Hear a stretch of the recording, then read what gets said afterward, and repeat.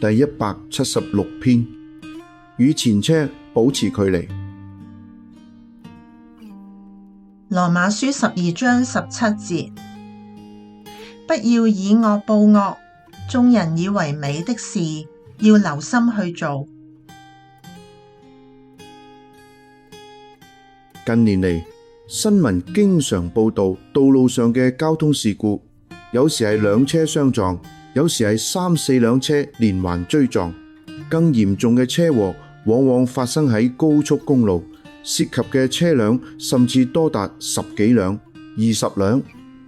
點解會咁呢？現代汽車嘅安全設計唔係越嚟越完善，理應減少交通意外嘛？的確，隨住科技進步，車輛嘅剎車系統確實大幅改良，並且喺上市前都經過嚴格檢驗。然而，交通事故不但冇減少，反而有增加嘅趨勢。原因往往在於駕駛人士嘅態度跟車太貼。以我自身嘅駕駛經驗嚟睇，有啲司機嘅習慣實在令人不安。不僅距離過近，甚至緊跟喺車尾唔到6公尺嘅位置，令人壓力極大。遇到呢種情況，我只好減速，甚至減慢到令後方司機唔耐煩而超車離去。其實跟車太貼先至係交通事故嘅主要原因，因為跟車太貼嘅司機眼睛只係盯住前面嘅車輛，而唔係整體路況。前車加速，佢就跟住加油；前車減速，佢就即刻收油。眼光只放喺眼前嘅車輛上，而忽略咗道路環境。結果一旦前面翻車，後面嘅車往往都嚟唔切反應，亦都隨之翻車。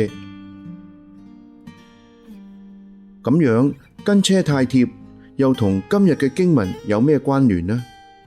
以今日嘅經文作比喻，假如走喺前面嘅係一個惡人，而後面跟隨嘅就係跟車太貼嘅人，咁樣佢嘅眼睛就只顧注視惡人嘅行為，一舉一動都效法佢。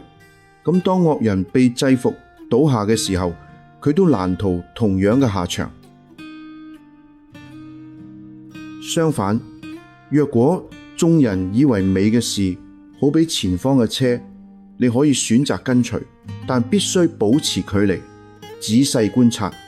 如果確實係美善嘅事，不妨跟從，但切記唔好跟車太貼，因為過於接近就難以睇清全貌，亦都難以及時作出正確反應。